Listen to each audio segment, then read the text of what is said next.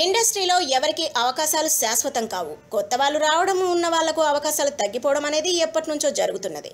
అయితే ఇండస్ట్రీలో ఎలాంటి పాత్రనైనా పోషించే సత్తా ఉన్న నటుడిగా ప్రూవ్ చేసుకున్న కోట శ్రీనివాసరావు విషయంలో ఓ నటుడు కావాలనే కుట్ర చేశాడట.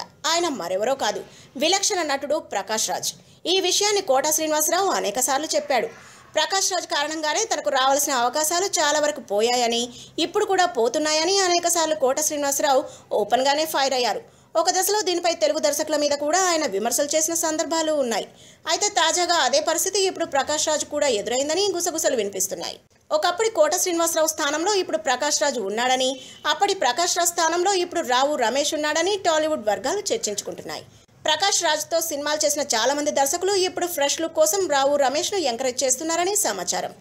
మరికొందరైతే ప్రకాష్ రాజ్ అవకాశాలు తనకు ఇవ్వాల్సిందిగా రావు రమేష్ కొందరు దర్శకులను రిక్వెస్ట్ చేస్తున్నాడనే టాక్ కూడా వినిపిస్తోంది. దీంతో ప్రకాష్ రాజ్ అవకాశాలన్నీ రావు రమేష్కు వెళ్లిపోతున్నాయట. దీంతో తన అవకాశాలు దెబ్బకొట్టిన ప్రకాష్ రాజ్కు సైతం ఇప్పుడు తన పరిస్థితే వచ్చిందని కోట శ్రీనివాసరావు నలుగురితో అంటున్నారట. మొత్తానికి నిజంగానే ఈ అవకాశాలని మరొకరు బలవంతంగా లాక్కుపోతున్నారా అనే గుసగుసలు జోరందుకున్నాయి. If you like the video, please like us and subscribe Tollywood Nagar.